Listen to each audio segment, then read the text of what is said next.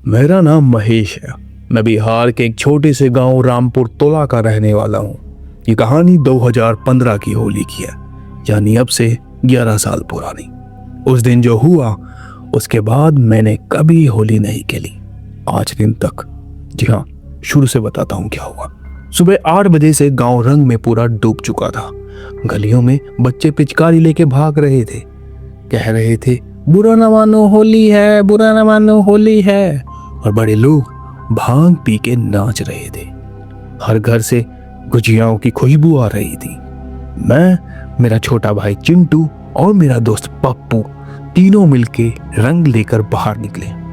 गांव के बीच एक पुराना टूटी हुई हवेली थी। लोग कहते थे वहां कोई नहीं रहता, पर बचपन से ही सुनते आए थे कि होली के दिन उस हवेली की छत पर कभी कभी सफेद साया दिखता है। हम हंसकर हर बार बात टाल देते, पर जब तक हमें सच नहीं बताता। दोपहर तक हमने आधा गांव को पूरा रंग दिया था। फिर पप्पू ने चैलेंज दिया, चल हवेली में भी रंग लगा के आते हैं, तब मजा आएगा। मैंने मना कर रहा था, पर भांग का हल्का सा असर था। हंसी मजाक में हम तीनों हवेली के अंदर घुस गए। अंदर हवा ठंडी थी, बाहर धूप तेज थी, पर अंदर काफी अंधेरा। दीवार पर पुराने हाथ के निशान, जैसे किसी ने रंग नहीं खून से हाथ लगाए हो, या कहो खून के निशान हो। चिंटू बोला, भाई चल जल्दी निकलते हैं यहाँ से। तभी ऊपर से एक हल्की सी हंसी की आवाज आई। एक औरत की पतली लंबी घिसती हुई हंसी। हम धीरे धीरे सीढ़ियां चढ़ने लगे। हर स्टेप पर लाल रंग के निशान, बिल्कुल ताजे, जैसे अभी किसी ने पैर रखा हो। पर पैर के निशान सीधे नहीं थे, उल्टे थे। पैर की उंगलियां पीछे की तरफ। मेरे पेट में ठंडक सी दौड़ गई। पप्पू फिर भी हंसा, बोल रहा था, कोई बकचोदी कर रहा है लग रहा है। पर उसकी आवाज में काफी डर था। छत पर पहुंचते ही हवा रुक गई। नीचे गांव में ढोल बज रहे थे, पर यहां बिल्कुल सन्नाटा था। छत के बीच एक औरत खड़ी थी, सफेद साड़ी में। उसका पल्लू हवा में नहीं हिल रहा था, बिल्कुल सीधा लटक रहा था। उसने धीरे से हमारी तरफ मुड़कर देखा। उसका चेहरा गुलाल से भरा हुआ था, लाल गुलाल, पर वो लाल रंग बहुत गाढ़ा था, जैसे गीला हो।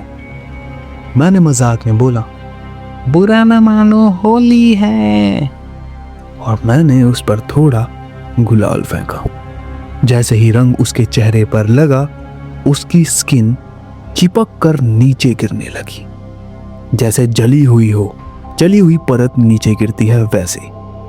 नीचे का चेहरा पूरा जला हुआ, आंखें बिना पलकों की, बिल्कुल सफेद, मुंह आधा पिघला हुआ और दांत बाहर निकले हुए।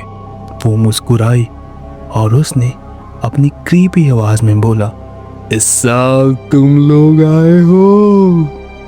उसकी आवाज एक नहीं थी, 3 अलग अलग आवाजों में वो बात हमें सुनाई दी।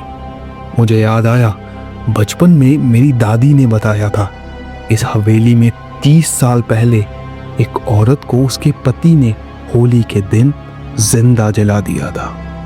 लोगों ने बोला, झोला फट गया।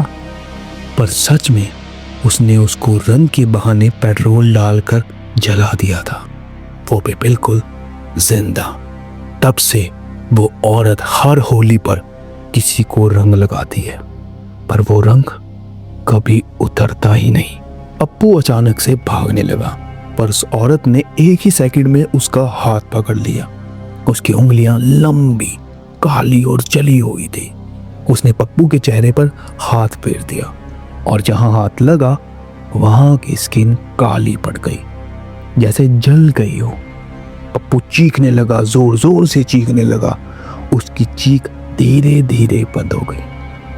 उसका शरीर जमीन पर गिर गया और सब कुछ बिल्कुल शांत हो गया। उसकी आंखें खुली, पर उनमें कोई रोशनी नहीं थी। मैंने चिट्टू का हाथ पकड़कर भागा, पर सीढ़ियां खत्म ही नहीं हो रही थी। नीचे की जगह फिर वही छत आ रही थी, जैसे हवेली हमें घुमा रही हो। तभी मेरे कंधे पर ठंडा हाथ लगा।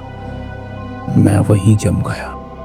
वो मेरे बिल्कुल पीछे थी, उसका मुंह मेरे कान के पास, और उसने फुसफुसाया, रंग लगाया है, अब साथ चल। मैंने हिम्मत करके उसका हाथ झटका, चिंटू को जोर से धक्का दिया और बोला, भाग भाग चिंटू भाग। चिंटू सीढ़ियों से नीचे गिरता हुआ निकल गया, पर मैं रुक गया। उसने मेरे चेहरे पर अपने लाल हाथ रखे। मुझे लगा जैसे आग लग गई है। आंखों के सामने अंधेरा छा गया। मुझे सिर्फ इतना याद है कि वो मुझे छत के कोने तक ले गई और नीचे अंधेरे में धक्का दे दिया। सुबह मैं हवेली के बाहर पड़ा मिला। गांव वालों ने उठाया, चिंटू बच गया, पर पप्पू कभी नहीं मिला। कुछ दिन के बाद से मेरे चेहरे का एक साइड पर लाल दाग है।